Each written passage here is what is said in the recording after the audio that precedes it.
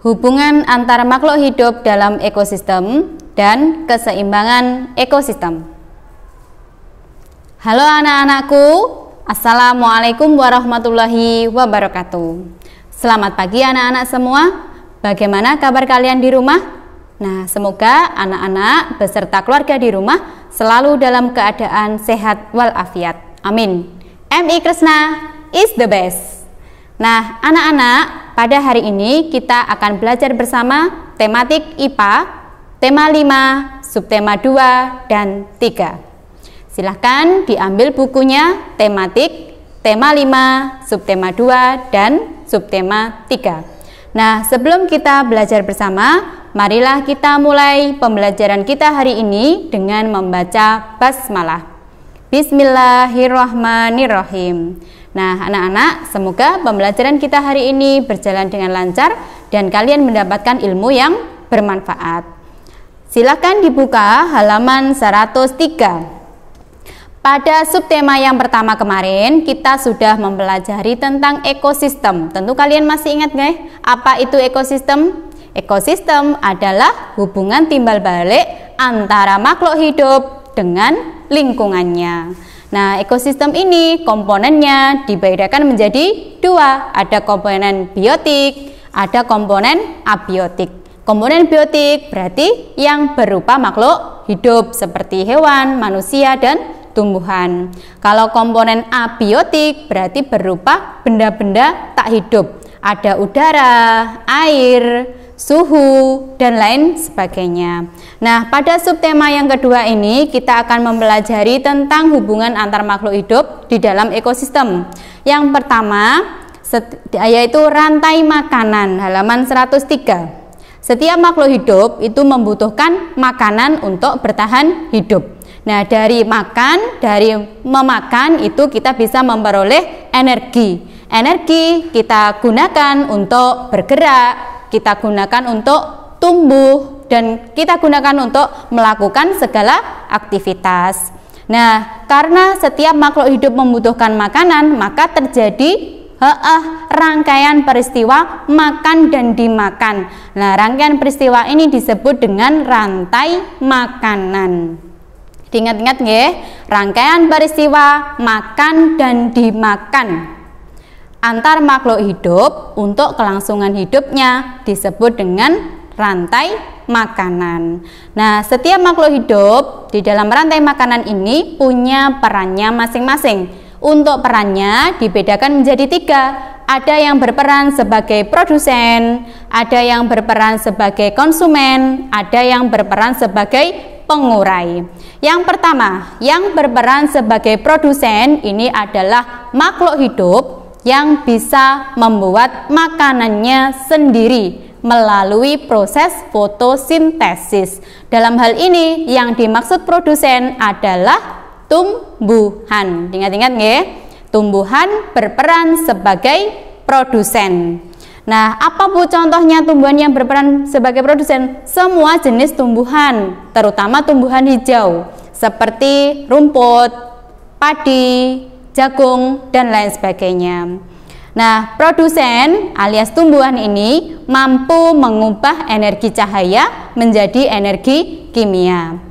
Tentu kalian masih ingat pada proses fotosintesis, tumbuhan membutuhkan karbon dioksida dan air dibantu oleh cahaya matahari, kemudian menghasilkan oksigen dan cadangan makanan. Dari situlah energi cahaya matahari diubah menjadi energi kimia dalam bentuk cadangan makanan dan tenaga.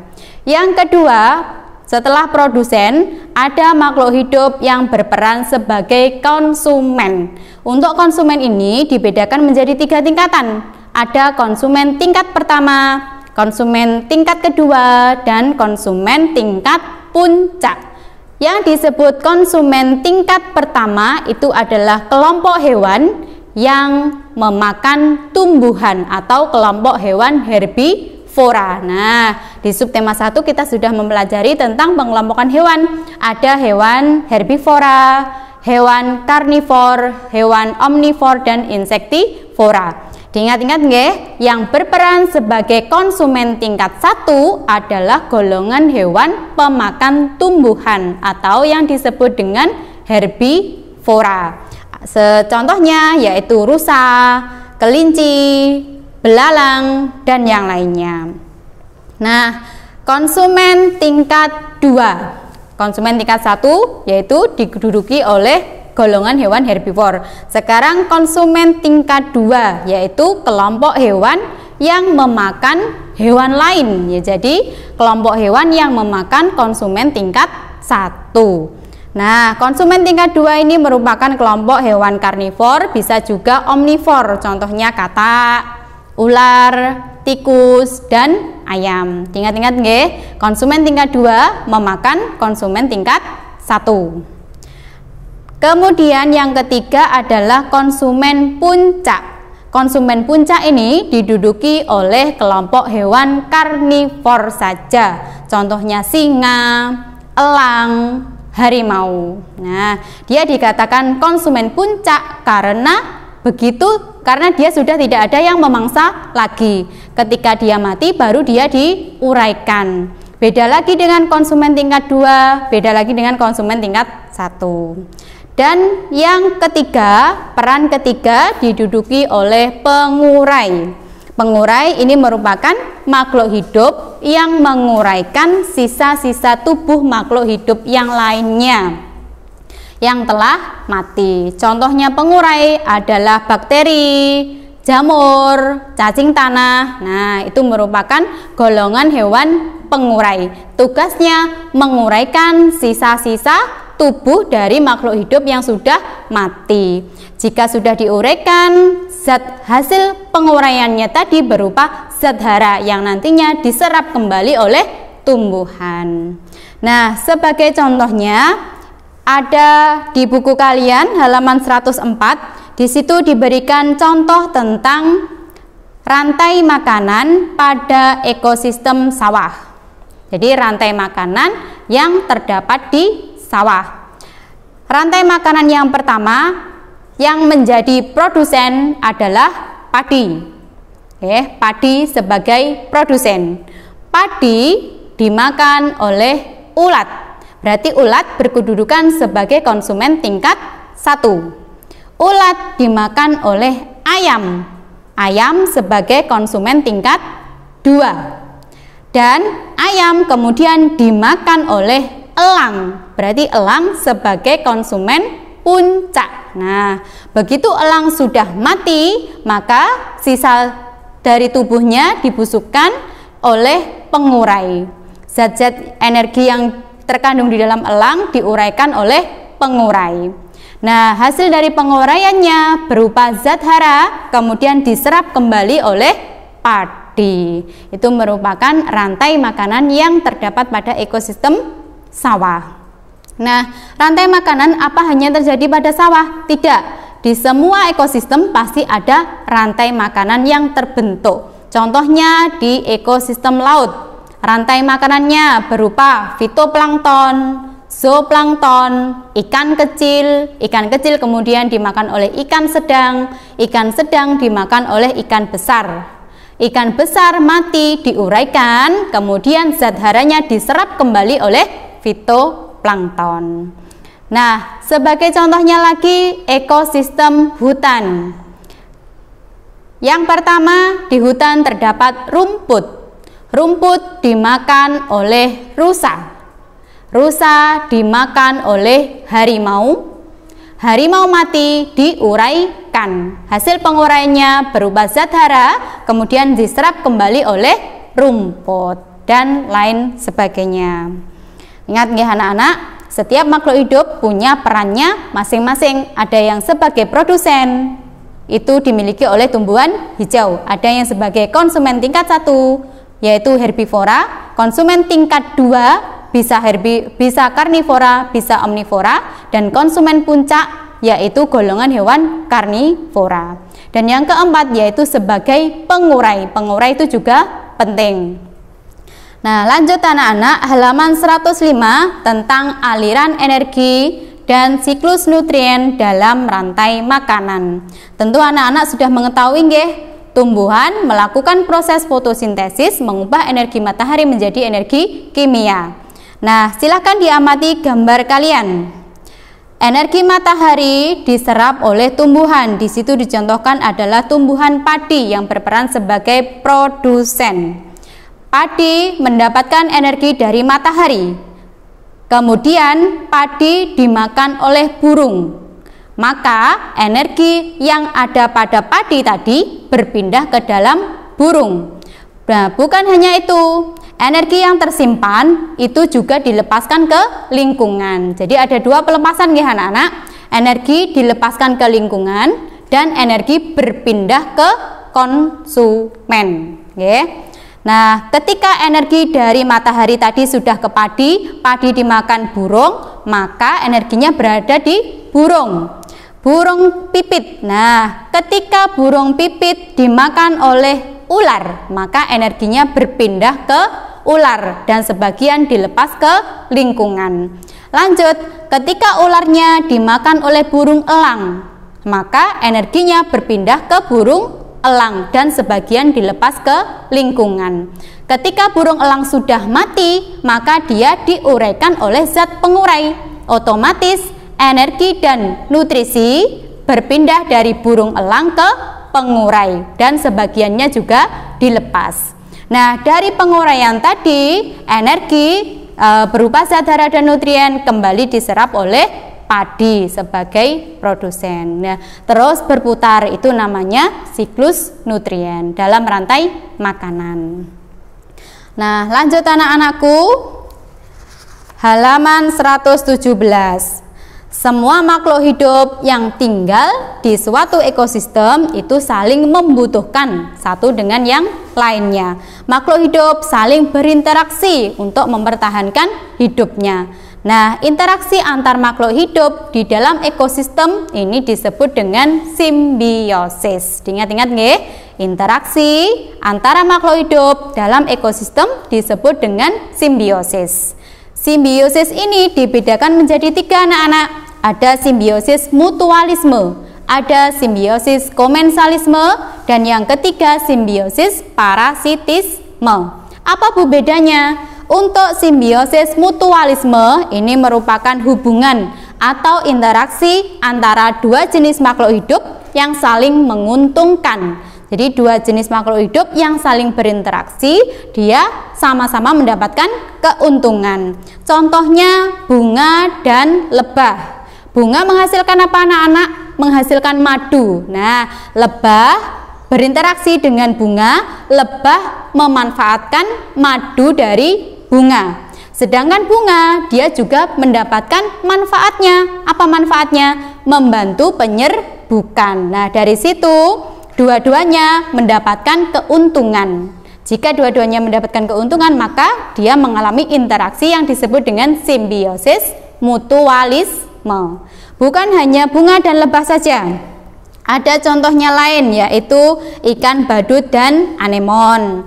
Contohnya lagi yaitu kerbau dan burung jalak. Pada kerbau dan burung jalak, kerbau kan biasanya terdapat kutu. Nah, dengan adanya burung jalak, kutunya tadi dimakan oleh burung jalak, kerbaunya jadi tidak gatal-gatal lagi. Sedangkan si burung jalak dia mendapatkan untung karena memperoleh makanan berupa kutu yang ada di kerbau. Ingat nggih? Hubungan yang saling menguntungkan disebut simbiosis mutualisme. Yang kedua anak-anak, simbiosis komensalisme. Cirinya yaitu yang satu mendapatkan keuntungan, yang satu tidak rugi, tidak untung. Ingat nggih? Yang satu untung, yang satunya tidak rugi juga tidak untung. Contohnya yaitu ikan hiu dan ikan remora. Ikan remora itu diuntungkan karena mendapatkan perlindungan dari ikan hiu. Sedangkan ikan hiu tidak diuntungkan maupun tidak dirugikan dengan keberadaan ikan remora, biasa saja. Ingat nggih? Nah, contohnya lagi yaitu bunga anggrek dan pohon inangnya. Pohon anggrek mendapatkan keuntungan yaitu mendapatkan tempat hidup menempel di pohon inangnya. Tetapi pohon anggrek itu tidak menyerap sari-sari makanan pada pohon inangnya. Jadi pohon inang tidak merasa dirugikan. Nggih. Cirinya komensalisme, satu untung, satu tidak rugi juga tidak untung. Yang ketiga anak-anak, simbiosis parasitisme. Nah, kalau simbiosis parasitisme ini, yang satu jelas-jelas mendapatkan keuntungan, yang satu mendapatkan kerugian. Satu untung, satu rugi. Contohnya yaitu simbiosis parasitisme antara nyamuk dan manusia. Nyamuk jelas-jelas mendapatkan keuntungan, yaitu menghisap darah, berarti mendapatkan makanan dari manusia. Sedangkan manusia mengalami kerugian, karena apa? Setelah digigit dia akan merasa gatal-gatal, apalagi jika digigit oleh nyamuk Aedes aegypti, pasti akan terkena virus dengue fever atau demam berdarah.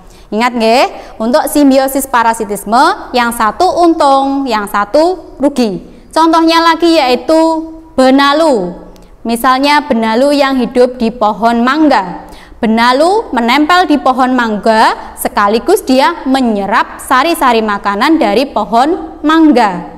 Nah, di situ benalu mendapatkan keuntungan. Selain mendapatkan tempat hidup, dia juga mendapatkan makanan sekaligus. Sedangkan pohon mangga dia sangat dirugikan. Mengapa demikian? Karena sari-sari makanannya diserap oleh benalu. Nah, ingat nggih, simbiosis ada 3 macam: mutualisme, komensalisme, dan parasitisme. Lanjut anak-anakku, kita beralih ke subtema yang ketiga tentang keseimbangan ekosistem. Nah, halaman 129. Tadi setiap makhluk hidup pasti membutuhkan makhluk hidup yang lainnya. Di situ terbentuklah rantai makanan. Nah, ada juga kalanya satu produsen bisa dimakan oleh beberapa konsumen. Selain itu, ada juga satu konsumen dimakan oleh beberapa konsumen tingkat 2. Dari situ terbentuklah jaring-jaring makanan. Dari beberapa rantai makanan yang terdapat di dalam ekosistem itu membentuk jaring-jaring makanan. Contohnya di buku kalian halaman 129 yang atas. Produsennya satu, berupa jagung. Jagung bisa dimakan oleh tikus, kelinci, dan juga kambing. Nah, Ibu mencontohkan dari yang bawah, rantai makanan yang bawah sendiri. Jagung dimakan oleh tikus, tikus dimakan oleh ular, ular dimakan oleh burung elang. Nah, ada lagi, jagung dimakan oleh tikus, tikus dimakan oleh burung hantu. Ada lagi anak-anak, jagung dimakan oleh tikus, tikus dimakan oleh harimau, kucing hutan. Kucing hutan dimakan oleh harimau. Ada lagi, jagung dimakan oleh kelinci, kelinci dimakan oleh kucing hutan dimakan oleh harimau. Ada lagi, jagung dimakan oleh kelinci, kelinci dimakan oleh rubah, rubah dimakan oleh harimau.